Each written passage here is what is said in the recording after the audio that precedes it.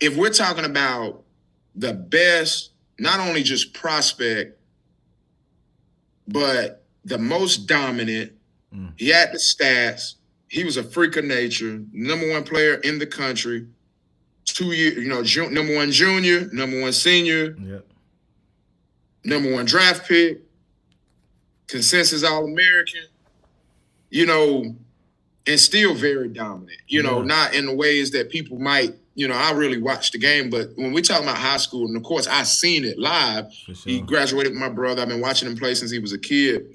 Jadeveon Clowney did things on the football field that, like, if people, and me, I'm a very unbiased person when it comes to debate because I've worked on that over the years. I like to put my feet in other people's shoes, so to speak. Even my kid, like when I talk to my kids, I try to say, let me think like them for a second.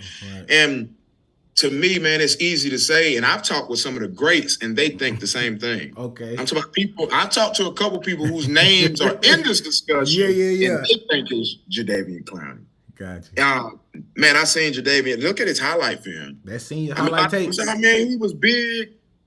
Man, you can't penalize a person for what he was blessed with, because if a person was fast, you don't say, oh, he was just fast. No, he was big. He was fast. He had the chase down tackles. He had the sacks. Man went 97 yards on a fullback dive. He caught interceptions and scored. He picked up fumbles and scored. It was just amazing to be at whatever stadium on Friday night and see Seven play like he played. Yeah.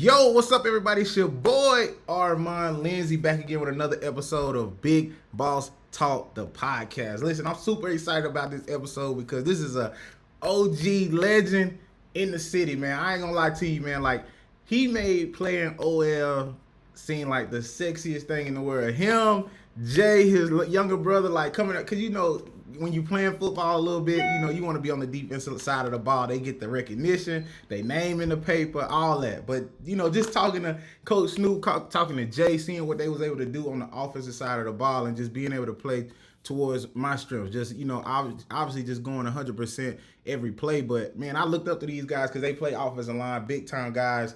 Coach Snoop went to college and played ball, so it was amazing to see. But he's a beacon in the community, man. A beacon with the youth. I mean, he got these kids doing everything, going everywhere. He's always coaching. If you haven't been to Coach Snoop's Corner and heard some of the words of wisdom, man, you definitely got to check that out. But before we get into it, let me just introduce and give out some of the credentials, all right? So we got Lawrence Brown, a.k.a. Coach Snoop, age 36. He's a mortgage professional closing manager. He's been in the game for 15 years. Not only is he a mortgage professional, again, as in the introduction, he does a lot of, he's coaching. He's doing a lot with the youth. But Coach Snoop, say what's up to the podcast.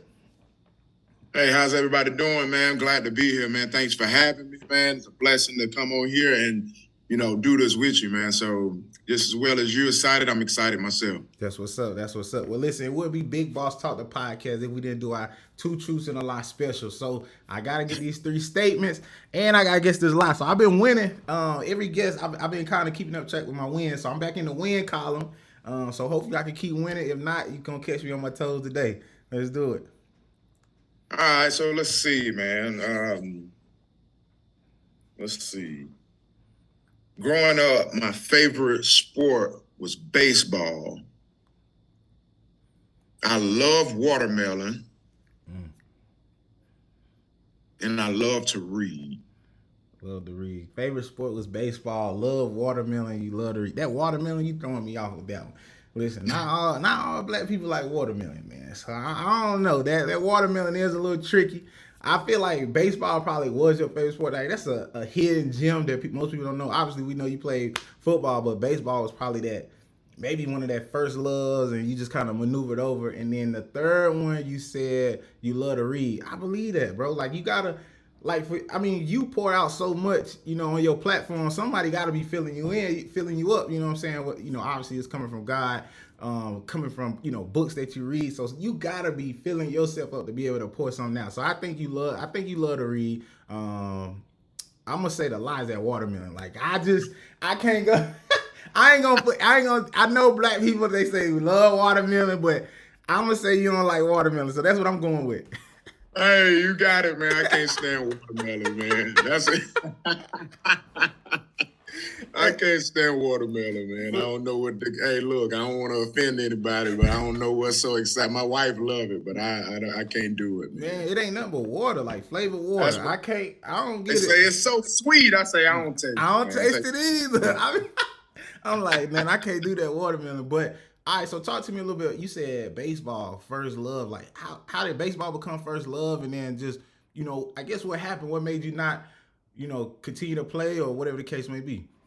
So of course I've always loved football, man. But baseball was the first thing I actually got to do when I was coming up. All of this stuff. You 5 years old playing contact football. They probably would have banned me, man. When I was 5, They would have probably kicked me out of the league. These leagues they got now, but we couldn't do that. We didn't have the flag football everywhere. We just had outside sandlot. Yep, that was training. And but baseball, you could get active early, man. So my dad came up playing baseball. My granddaddy loved baseball, so that's the first organized sport that I was age appropriate to play. So they signed me up, and I loved it, man. Like I played the t-ball, the coach's pitch.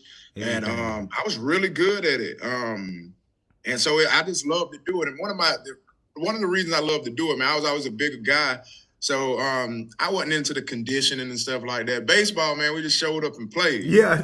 Like it wasn't 10 sprints at the end of, the most we ran was bases. So baseball was perfect for me. A lot of downtime in between the pitches. And hey, I could hit. I was always athletic, so it was a perfect setup for me, man. I still enjoy baseball, but yeah, man, that's how I got into that. I ain't gonna lie, man. Baseball, when you laid it out, it sounds like a great sport for people on the bigger side, for real, like But I think it's killing. But it's changed a lot though, because I know going to college and seeing those college guys ball, man, like they be running the field nowadays. So I don't know if I could do it now with all the conditioning, but baseball it's a dope sport to play. I know for me, I wasn't really good at watching it, but when you get out there and just kind of play it, you know what I'm saying, and be a part of the atmosphere, part of the game, I definitely had fun doing it just by playing around and stuff like that. So that's dope. And then you said the last one, you love to read.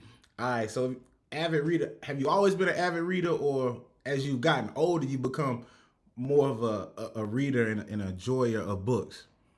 Always, man. And now, it's 2023, so a lot of my reading comes from audio books and I read everything, man. But I've always been an avid reader. I've been reading probably since I was 3 or 4 years old, man. I was always a smart kid. My dad was a big reader, man. So I always tell people, man, if anybody knows me, I know my dad is my superhero, man. I don't got the LeBrons and Michael Jordans, and I ain't never, you know what I mean? I like people I can touch and see and feel, and one of our things, man, we would spend just as much time in the public library or bookstore as we would on any baseball or football field. And there was nothing for us to just go downtown to the public library and be in there for hours, man. I might read 2 or 3 books there and then check out 4 or 5 more. And he was doing the same thing. So I wanted to be like my dad, man, and he read a lot. Yeah. And at first, man, all I read was sports books because that's what I like. So I'm talking about all I read was sports books, fiction, biographies. It doesn't matter. And coming up, it was an author. I think he's from this area. If I remember, his name is Matt Christopher. Okay. And I don't know when y'all were in like elementary, but all of those books that you would pick up, like if it was a football book, it might be called like, Flying Tackle or something like that. But they were fictional books, but Matt Christopher wrote all of those books. Yeah. And man, I read every Matt Christopher books. He had baseball books. He had football. I remember him having one where it was twins and they had the little telepathy or whatever you call it, the thing where they could channel each other. And but I read every Matt Christopher book until one day my daddy was like, son, you got to read something outside of, sports books. He said, you know a lot about sports.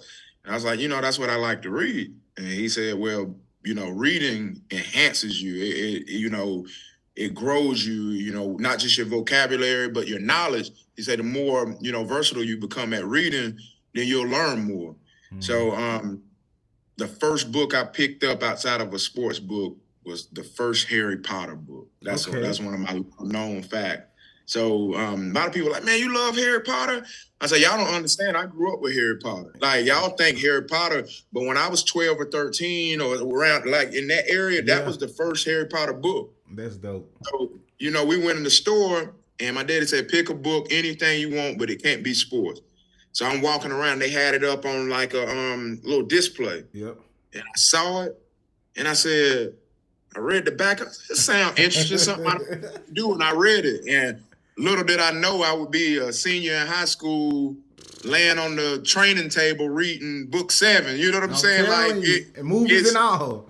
Oh yeah, man. Like so, reading has been, man, I love it. So like I said, now, man, I get filled up with, podcasts like such as yourself. You know what I mean? I've listened to several of your episodes, and I love Inky Johnson. I love audio books. I like ones that are really, where the narrator is the person who wrote the book. I prefer those audio books. I like to hear the personality within the book, but man, love reading, man. That's dope, man. Will Smith got a good book. I don't know if you picked up Will, the new book he put out, but the audio version is him reading it.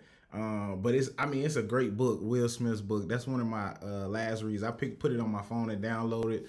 But you talk about reading books, and they always say if you want to keep something away from somebody, like, put it in a book. You know what I mean? And I think like that's one of the craziest facts I've ever heard. Now though, you can find everything by just Googling, but I think there was a time period back, a time period where you would literally learn everything you need to know just from a book. And so just being an avid reader, like I never was a big reader growing up. My grandma always made me go to the library though and be part of AR reading, and she would force us to read, get a book. When the summer start, we're going to the library. You got to get 2 books, and you got to finish them before the summer, and you got to write a essay about what you read. You know what I mean? So it's like teachings like that, and just having people like your dad, grandmas, really still take the grandkids to the library and get them involved, like as far as like with reading the books and things. I know times change, but what a dope period, and I think it really helped a lot of our generation, a little bit older, kind of get their mind right and scope it together. So it's pretty cool. Now, before we get started, I do want to ask you a couple of questions, right? I want to ask, we're black men, in America, it's hard. But I want to ask, because a lot of black kids don't have like their father in their life. You spoke on your dad being your hero, so it tells me that you guys spent a lot of time together. He raised you. But what was some of the best advice your dad ever gave you? That you still hold on to this day, like some of the best advice ever. Man, I don't know if it's advice as much as how he allowed me to be me.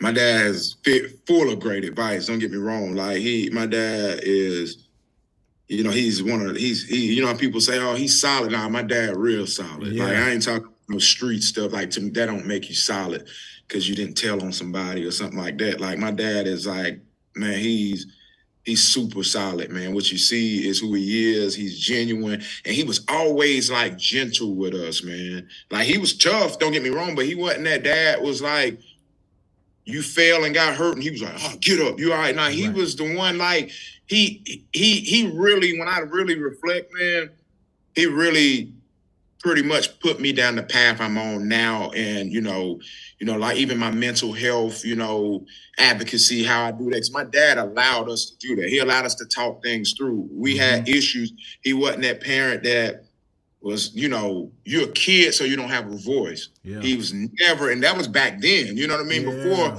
kids got outright rebellious. I mean, we were rebellious in a way, but he was like that then, man. Even if you were in trouble, he wanted to hear what you had to say. You might still be in trouble, but it's just the way he moved, man. Mm-hmm. And that was the biggest impact on my life, because as a man, he wasn't with all of the manly myths and you got to do things a certain way, he really allowed us to explore ourselves. He was his biggest fan of us being in theater and acting in drama plays, as us running touchdowns or pancake blocking, and that's him, man. Like he pushed that stuff. Like he didn't just say, okay, like he was behind us 1,000%, still is. Yeah. I think that's dope, man. You talked, when you talk about, solid, you know what I'm saying, being solid, not being, just street solid and not snitching and all that good stuff. Like, that's something that I try to emphasize on the podcast. Like, when I'm able to talk to people, and I'm like, the biggest thing that I want people to understand out of the podcast is you could be solid and revered, and, you could be respected just like any street guy that you may see or look up to, that you feel like is getting all the utmost respect, all the utmost glory. He may, all the money, he may have all the women, like whatever it is you think that person may have, and the reason why you may like them.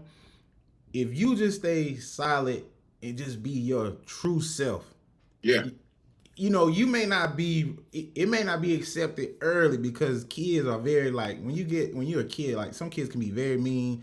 It's very, peer pressure is a big thing. But if you are raised by the right person and just, even if you just believe in yourself and just stay true to yourself, as you get older, you'll realize, like, dang, like, I was doing it right. You know what I mean? Like, you wasn't doing anything wrong, and anything like that. So it's just like, because I know you're a coach and you deal with a lot of kids, and you talk to different variety of kids with different backgrounds, and different home situations. Like, what are some of the messages that you try to give out to the kids to help them stay on that path? Because obviously your dad was someone solid to you. I'm pretty sure you bring that characteristic to the kids. Like, you're a father to a lot of different kids, or play a father figure to a lot of different kids. So, like, how do you demonstrate? Is it just how you move every day? Is it, you checking up on the players every day? Like, how do you try to put that on other kids, or just try to help them, stay true to themselves?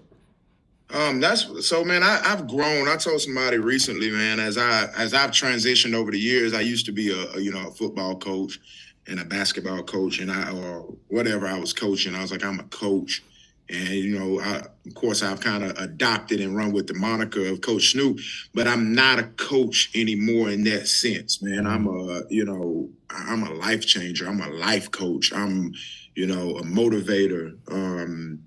A positivity speaker over people. Like, I want to see differences in people's lives. And I've always been that way, but my focus is more on that. Like, and of course, while we're playing football, we're gonna do football stuff. But man, I'm so locked into the well-being of the people that I, impact or come into contact with every day.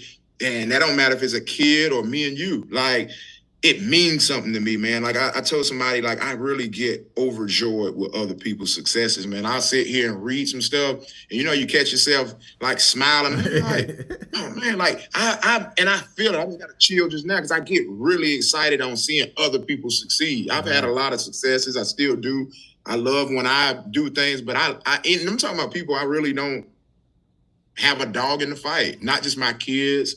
Not just my family, I'm talking about anybody. I could be scrolling down my Facebook timeline and I read a success story. I don't even know if it's true or not. I hope it is, but I'm like, hey, man, that's dope for that person, man. And with my kids, man, my extra kids, that's why, I try to stay in the communication with them, man. I've touched so many now at this point, man. It's hard. I keep all of my, now we run like Group Me. So I keep all of my groups active. Some of the parents leave it and whatever. So I reach out, try to let them know I'm always here as, like you say, as that beacon and vessel. One of my role models when it comes to that style is Coach Perry Sutton. Okay. Man, just he's one of my mentors. He started off as a competitor. He was coaching when we were coming up and playing. So when I first got into coaching, it was like, I don't want to beat him. That was my locked-in focus. And as I've gotten older, he's become a mentor to me. And just looking at how many lives he's impacted, like, Stuart Good is one of my best friends. My cousin, one of my best friends. Like when he bought his first house a few years ago, like been a while now, Coach Perry bought him a lawnmower. That's crazy. You see what I'm saying? Yeah, like stuff like that. And that's wild to me, man. Like Coach Perry bought him a lawnmower. He was like, hey, I ain't got no housewarming gift for you, but I'm gonna bring this lawnmower because you got to get, and I was like, and back then, I think it triggered me because I always saw what he did. And, Pat Kennedy, too. I don't want to leave Coach Pat out. Man, people see, the Demons. Nah, man, it's so much bigger than that. Like, they really, like, I was over Coach Perry's one day last year at some point. Stopped by, me and him was chopping it up. Mm-hmm. And I was over there about an hour and a half. And within an hour and a half, 3 people came by his garage. And he got 3 or 4 phone calls from former players or parents just asking random stuff. Yeah. These were older people. That's wild. A couple of the calls weren't so great, but they wanted him to be involved. One of the kids got in some legal trouble. We wanted, hey, I want you to talk to him. He had it down. And these were, like I said, these are older kids. You know what I'm saying? And where I watch him, he's attending graduations. He's attending, and I said back then, I want to be that person to let them know, hey, you got me forever. Mm-hmm. You know what I'm saying? And it's starting to come into fruition for me because now some of my kids that I've coached are, 22, 23, getting older. So, and I try to let the parents know. And what you said rung a bell, really struck a nerve with me because it's how I move every day. Yeah. I'm not perfect, never, I'm going to cut up. I have a good time. But as far as how I move, I can't be a pillar of the community and, and waver on certain principles. I can't do it. I'm going to be human. I'm going to do what I do. But I want them to know that what you see is genuine and legit, though. Mm-hmm. I don't want them to say, man, Coach Snoop told me all this stuff. But, I saw him on the internet smoking weed. You know what I'm saying? Right. And I ain't looking at anybody who smoke because it might be legally smoked. But I'm saying it's something that I think before I act and do stuff of, okay, how do I want this to be presented that'll affect my status? Right. And, man, I try to move like that. And like you said, just let them know. And I tell them, man, one thing I tell all my kids now, my players, is, hey, man, I'm proud of you and I love you. Yeah. Because I am. It's not just about the football. Hey, showing up. Showing up means something in life. I had a video a few weeks ago, one of my motivational videos, and I said, you have to show up before you can show out. Mm-hmm. And man, you might have to show up 100 times, P, before you be effective. Somebody else might show up the first day and they already got it. Yeah. But if you keep showing up, hey, I'm proud of you. While you're there, I'm going to push you. We're going to work, but I'm proud of you just for that because somebody's not showing up. Mm-hmm. You showing up, and I love you, man. I love you because I've said that more now, especially to the men, because I tell somebody like we'll talk. Mm-hmm. One of my guys' closest brothers now is Kareem Dunlap, and we say that a lot. Like we get off the phone, I love you, bro. Yeah. And some people like, yeah, man, it's all love, and no, man, it's not. I love you. Yeah. You know what I'm saying? Because it's breaking those generational, heavy burdens of men can't show that kind of compassion toward each other. We got to be tough and rough. And so I do that to the kids now early. Like if you at my travel basketball team, you ask them how many times Coach Snoop told y'all he love you. They'll probably tell you every day we see him. So I want them to know that. And that's going to resonate with them. So now when they hear another man say that, like, yeah, I'm used to it. Coach say he love me. He showed me that too.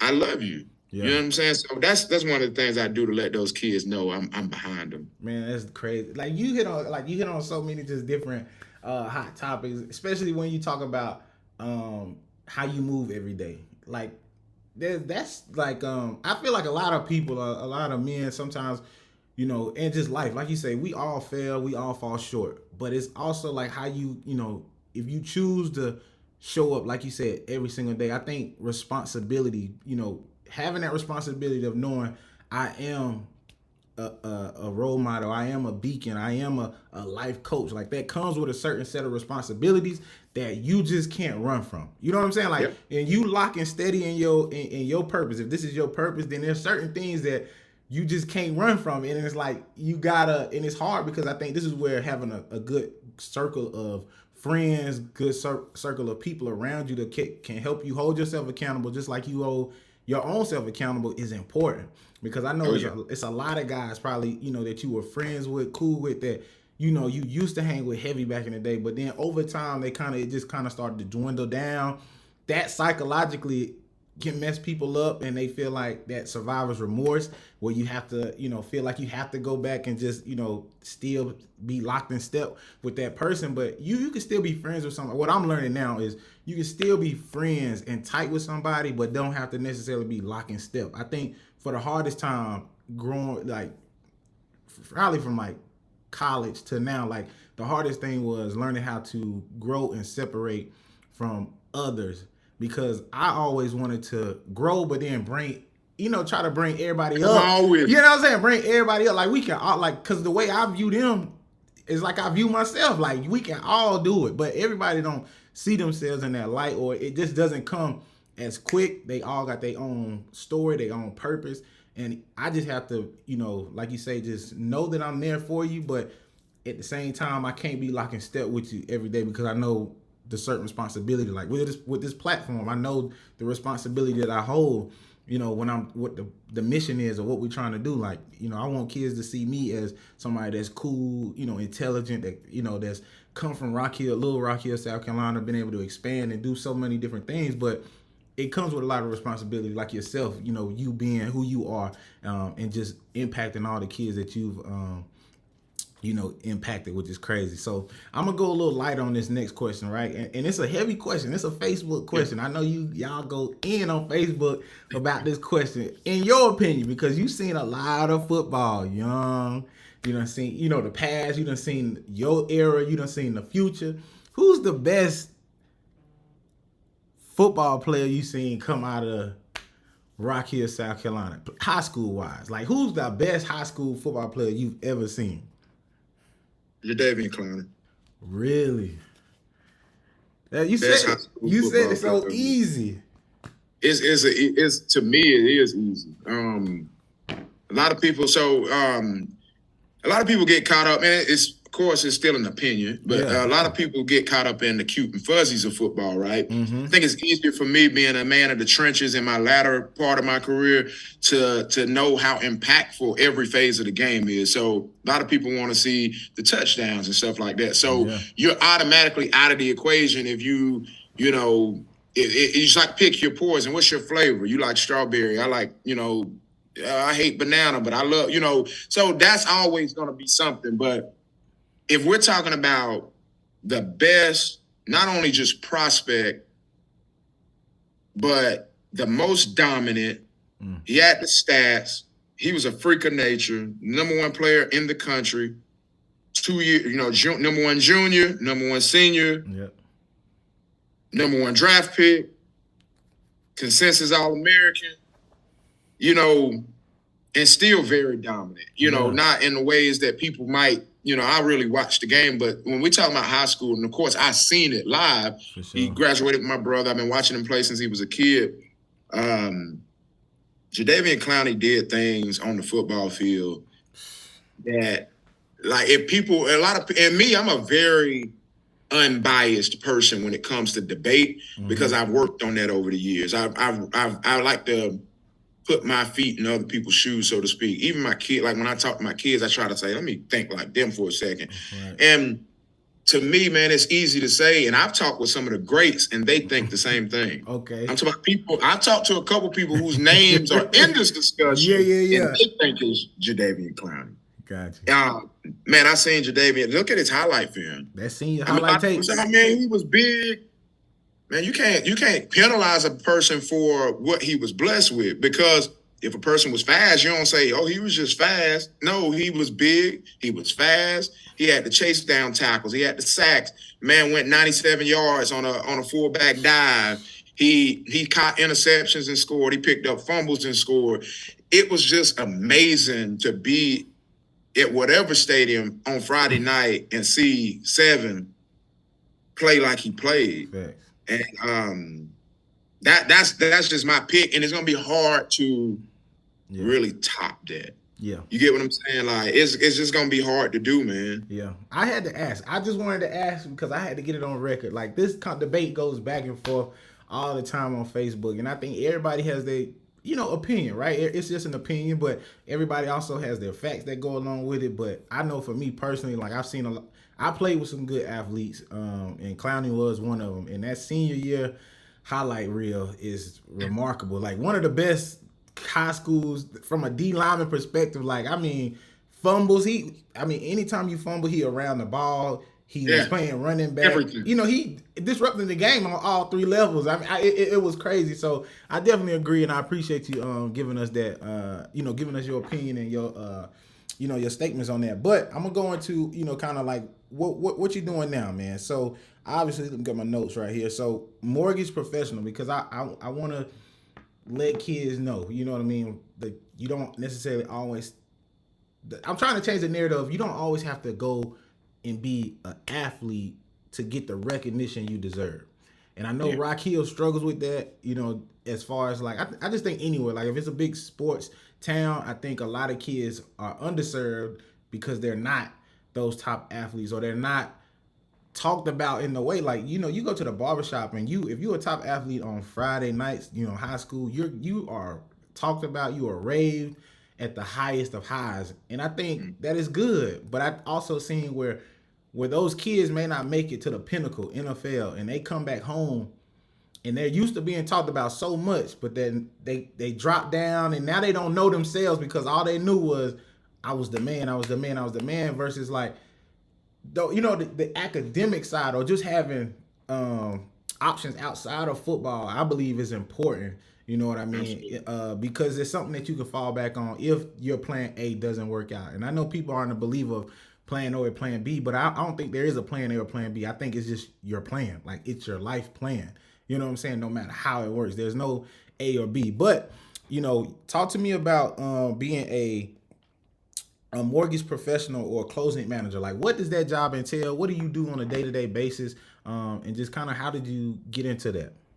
So, really, man, it kind of, and it's crazy though. So I'm gonna back it up the way you went into it, like football, man. Like I said, I came up in Rock Hill, South Carolina, part of the football factory. My whole thought of growing up was to be an NFL player. You know what I mean? Like a lot of us, we had it right in front of us, but a lot of people don't know, man. Like, when I came out of school, I was an undersized lineman in way of like major Division I. I had tons of offers and stuff. Back then it was D1 AA, and I had the App States and all of that. And I actually spurned football. When I went to Carolina to be a student. Okay. So I went to Carolina on full academic scholarship, and a lot of people like think that, oh man, Snoop played ball. No, I didn't play ball in college. So I'm Trine bowler, all of that, and I walked away from it. This part of me wish I would. I had walk-on opportunities and stuff like that, but I'm gonna tell you what changed my mind, and I really credit my dad again for it. Now, he didn't talk me into not playing football. I don't want him to think that when he hears this, but him making me so comfortable with my whole self allowed me to walk away from something that I thought would be part of me forever, which it is. It just wasn't the way I thought it would be. Yep. And when I put it in perspective and said, hey, the way I dominate this game, the way I go out and perform, I expect to hear from everybody. Clemson, Carolina, Oklahoma, I don't care. Like, I dominated football every year I played. Yeah. And to get to the pinnacle of high school, and I'm getting the attention, but I'm just waiting on the big dogs to roll in. And I got a couple of them to roll in, but their whole thing was, hey man, you're right at 6 feet, man. We thought you were bigger. You play bigger. I'm like, play how I play. They were thinking, oh, I thought you were more like 6'3". I'm like, nah, not 6'3". And the politics of it just ran me low, man. Like, I went on a bunch of visits, but they were all, like I said, D2, D1 AA. I had the Presbyterians, like I said, App State, stuff like that. And I said, this wasn't part of my plan. Gotcha. My whole setup was to go and play at Florida State University, like, because I grew up a Florida State fan. So and the Gamecocks grew on me, but I was like, man, I'm gonna play for the Seminoles when I grow up. And when that level didn't hit me as I was into my recruiting phases and stuff, it changed how I felt about the game in regards to my plan. Gotcha. And here's the thing, though, Pete, I didn't need it. I didn't need football. I graduated high school with a 4.7 GPA, and I had hundreds of thousands of dollars of scholarship offers outside of sport. Exactly. So I said, versus me water my plan down, because part of my plan was to go big, right? Mm-hmm. But I was saying go big with football. Right. Now I go to Carolina. I love the university, love the campus, and I'm going to be a student, and I'm going to look at life from a different perspective. I don't want to be chasing something that I feel like is kind of rejecting me already. You know what I mean? Right. You know, you chasing, you know, be young, you chasing that girl, and it's like, she don't want you, man. Yeah. Like, it ain't nothing wrong with it. I'm not talking about you chasing somebody and she just making you work or that. No, I'm talking about somebody who openly is really telling you you're not good enough for what? For me. Mm-hmm. That's how I felt about football. They were saying, hey, man, you good, but you missing something. The politics. And I said, hey, I don't need that. And so I went a different direction. And I encourage people not to walk away from your dream, but to, like you said, it's not a plan B. It's to have multiple dreams. Mm-hmm. It's to have multiple avenues that you could travel down. So if somebody tries to close a door on you, then you say, hey, I go in this door, and I'm cool with it. Yep. Now, some people aren't as talented as others to have multiple avenues. In that case, you might have to dig in and go a different path. But like I said, with me, man, I was blessed naturally. So I had multiple talents that I embraced growing up. So I was cool with being an academic. Sure. I competed in the classroom like I competed on the football field. Yeah. So it really wasn't as hard as people think for me to make that decision. And that's how I ended up being a mortgage professional, because pretty much I went to school and majored in finance. Okay. When I graduated in 2008 from the University of South Carolina, that was the market crash. I don't say the first one, but the first one of my adult, so that was the big house market crash. Yeah. So the financial industry went downhill. So people were leaving Carolina in my business program, making 55,000. And back in 2008, that's a lot of money. Still ain't bad money, but it was a lot of money. So I was all set up. We had to do like mock interview, and right then people started pulling out the programs. We had people like BB&T, Bank of America. They would come to our school and hold interviews with the graduates or the potential graduates. So it was guaranteed you were going to walk out of that program with a job in banking, because I was banking finance.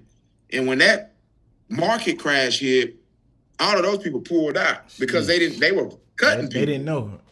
So when I left school, I was in a market that I was about to be working at, in my mind, what's the place over the mental health place in Rock Hill that 1 million people done worked at? Mental health. I don't know. They work with the kids. They work with the kids. Some of them have, some mental, Dang, I wish I knew. I swear I can't. New Hope. New Hope. Okay, got you, New Hope. I was about to start working at New Hope. That's how bad the market was. And I was like, man, I need to find a job. Yeah. And Citigroup hired me. And at first I was in collections, just trying to find my way.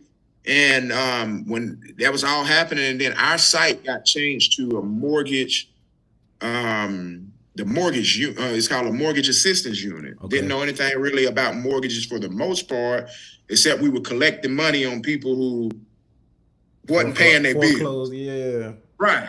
We were just the collectors. But when we changed into the mortgage assistance unit, I became immersed in mortgage. Okay. And from there, man, 15 years later, man, I've been everything. A lot of our people think, oh, you're in mortgage, you sell houses. No, I don't sell houses. Yeah. I don't. It's a lot of phases of more. I work on the servicing side. So I help people, in need of like assistance options, and, but they have to be serviced by my company. So it can't be just some random person. So I'm a closing manager. What we do is if you need help, let's say you're struggling with your mortgage payment, you lost a job or something, you need help. You'll fill out a workout package. You'll go through the system. I'm the back end of that system. Okay. Once you get through and you get approved for a workout, we'll pretty much. I'm really making this light, but we'll make. That's fine. Like say you're behind 5 payments. You got approved for this workout. We're gonna bring you up current. Work that delinquency back into your loan. Gonna make you brand new. Okay. My group sends out those new documents for you to sign and get you solidified and booked in current. So that I handle the back end of that process. So that's what I do. And it's up and down in terms of, it's busy, but I love the gratification of just helping people come out better than they were, though. Yeah. That's why I've stuck with it so long. Man, it seems like, so it's crazy that you say that, because when you sent it, I was like, mortgage. Oh, he deal with like houses and stuff like that, or like, because I'm in the process of looking into homes and stuff like that, and I know mortgage, they always bring up mortgage. So anytime I just hear mortgage, I'm thinking home or like a home buying process. But it's crazy every time I talk to somebody, when you get this one track mind of what something may be, there's so many subdivisions of that actual profession. And I think that's the cool part about like people not knowing, people don't know what they don't know. So it's like having somebody like you to say, well, there's different divisions of mortgage. It's like, okay, cool. Like I like finance. I like dealing with, money. If there's an option for me to be able to help people, then maybe that's the route I should go, because some people do find that joy in fulfilling of just helping others. So I had no idea that's what you did, and that there was subdivisions within the word mortgage. So it's pretty cool to hear that. And I'm glad you were able to kind of just speak on that. Nothing too heavy, but just giving us an idea of what you do, because now someone could be intrigued and be like, man, I kind of relate to, Coach Snoop, and, maybe he's doing something that I might want to do, because people are always looking, they always viewing you, and just, they may be like, man, I want to be like that when I get older, or be something close to it or similar. So I think it's dope. So believe it or not, Coach Snoop, it's been 45 minutes, man. I think we've had some good conversation, great topics. We didn't dive in. We could really, if we wanted to do a part 2 and go crazy in some of these, but man, I just appreciate your insight and your mindset, of the world and how you view it, and just what you believe your purpose is, and what God purpose is for you. And just I was over here getting motivated as far as like, continuing to show up, continuing to no matter if you got to show up 100 times, you just got to keep bringing it and bringing it and bringing it, your best self every time. And then sooner or later, something's going to click, and it's just going to, multiply for you in your favor. So I appreciate it. The only thing, last question I do have, last 2 questions. The last question is, where do you see yourself 5 to 10 years from now? Like, what's your long-term goal? Like, what do you see Coach Snoop? What do you see everything? I see Coach Snoop as a major market and brand, man. I see myself, moving outside of the corporate world and being more entrepreneurial, more like I want to, honestly, P, I want to be on major stages, like impacting people. I want to do motivational speaking. I want to travel the country, speaking life into people. Because I've recognized long ago that I have a gift. Yeah. And in order, a lot of people may, look at me, he cocky, or not me per se, but when people are in tune with what they're good at and what they've been blessed with. But me, in order to even come close to maximizing your potential, because a lot of people, I read something recently that says, everybody's untapped potential. You never really fully reach your potential, because it's just so much you can grow into. And I just want to impact the world with my gifts, man. I've had people just feed that into me, how I'm able to, get anybody from a baby to a 90-year-old to listen and be in tune. And I've embraced that. Yeah. And like you said, it comes with a lot of, responsibility. So somebody has to do it. Yeah. And I think if a lot of us become comfortable with our gifts and what we have to offer the world will be a better place. And I know my spot. And for the first time, really, man, in my life, I do know what I want to be when I grow up. Yeah, you know what I mean? I thought I might have knew, but I really know, they say if you wake up and you do what you love every day, you'll be the happiest man or woman on the earth. Yeah. And I'm talking about like get to unlimited, just do what you do, even especially in terms of making money to where I don't want to spend 8 to 10 hours of my day every day doing something as a means of paying my bills. Right. I want to take that time and I want to feed people and myself. You know what I mean? Yeah. But if we can do both of those, because right now I'm making money as a vessel to be able to do things. I want to, I know what I am, I know who I am, but I want the right people who can help me to know who I am so I can then spread that, man. So the thing, podcasts like this is one of the ways we do that, man. So I'm so excited to be here, man. So that's what I want to do. And that's forever, man. I want to impact people as long as I'm on this earth. Yeah, I believe it, man. I believe it. I see it. I think we all, if you've been from the city, we all know like the inspiration and motivation that you give others. You know what I'm saying? Whether it's a quick word on the sideline. I'll never forget. I can't even remember. I think we was in Fort Mill or something like that. We was playing the game, and y'all was over there.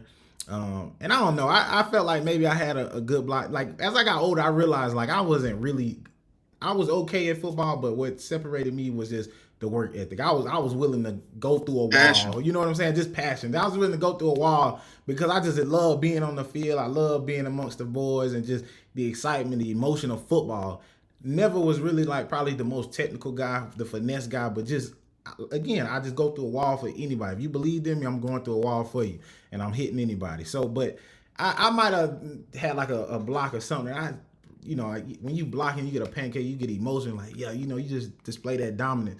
And I looked over to the crowd, and all I did was I saw you and somebody else, but I was doing like my Aaron Rodgers, discount double check, and you was up there like, yeah. I was like, I'll never forget that because it was like, man, people really do pay attention to, that offensive line, offensive lineman, the old lineman. You know what I mean? Like the position that is probably one of the most important positions, but gets the least recognition. Like if you play old lineman, that tells me a lot about you, or just in the trenches in general. It tells me a lot about your personality, your character, because you're not in the paper all the time, but you willing to, still go out there and work 100%. But I just remember you specifically and just like being excited, and it just felt like I was, had somebody rooting for the old lineman, and like that was motivation to me to just kind of keep going and keep playing my butt off and just keep working hard and developing those skill sets to become better. And so you've always had that gift, man, and I'm glad now, that you said that, at 35, I'm just now realizing like what I really want to be when I get older. And that's what the kids will have to realize is that, hopefully you live a long life, and that life is full of years and things will change throughout your life. You just got to be comfortable with the changes and really know who you are and just roll with the punches and keep moving forward. And so I hope you do, I know you will, impact the world. And I know your dream, your passion will fuel your income and be able to live the life that you really truly see yourself living. It's just, showing up every day, and you never know when that's going to happen. So I appreciate it. Hope you definitely get a podcast too, because Coach Snoop's podcast will be dope. It'll be on some E.T. Inky Johnson type, you know what I'm saying? Even better. Be co-host. Hey man, listen, even be co-host too. So I just need it, man, and I'm praying that you keep doing what you're doing, keep prospering, and again, I'm thankful, appreciative of you because you didn't have to spend your 45 minutes to an hour with me, but you gave me a lot of gems. I was motivated. Hope you had fun. The only thing I need now is a recommendation of who I should get on the podcast next. That's how the podcast keeps moving. It's just based off recommendation.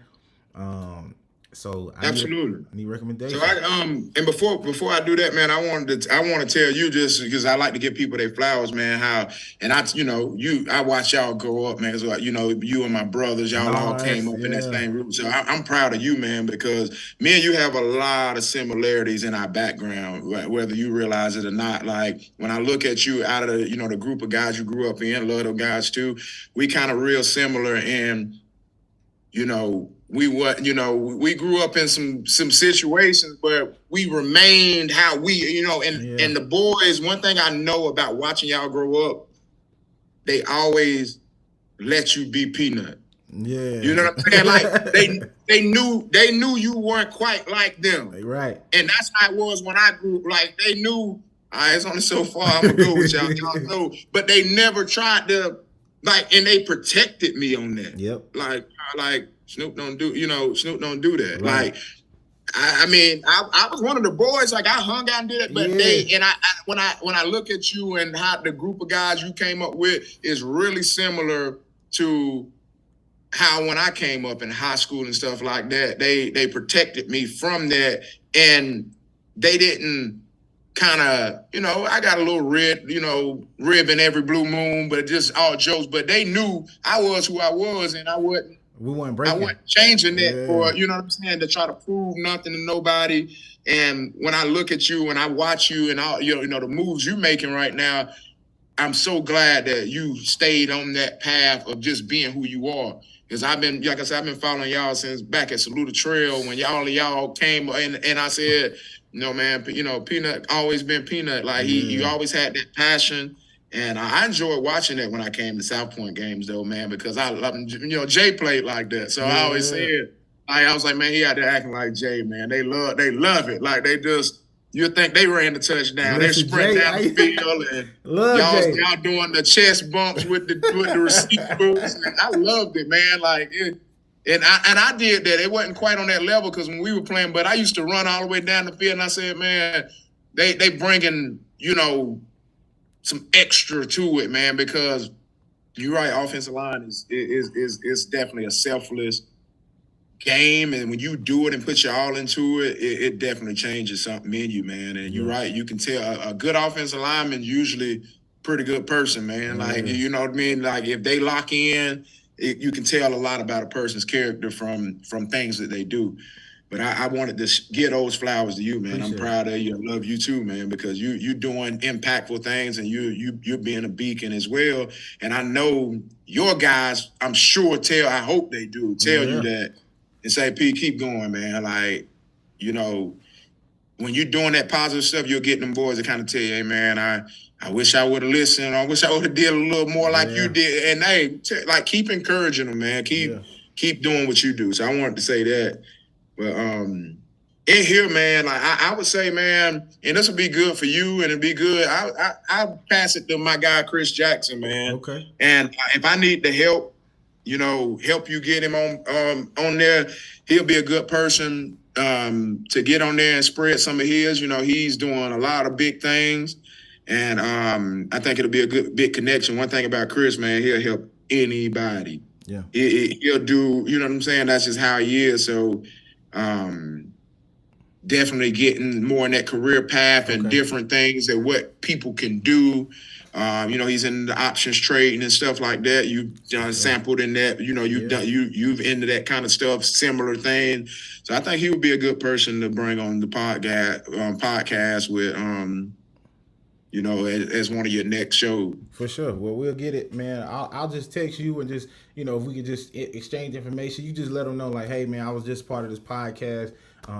My guy, Armand Peanut, would love to have you on. And then we'll just go from there, man. Try to get his number and just set something up. But again, man, I love you. I appreciate you. And it's been a pleasure, man. So I'm going to get the rest of your day back. I can't wait for the episode to drop. It's gonna shake something up, man. So I can't wait to drop it, man. But I'm gonna let you go. If you need anything, please let me know. I'm always watching from afar. Whatever I can do to help as well, just let me know, man. This ain't my podcast. It's the people's podcast. So.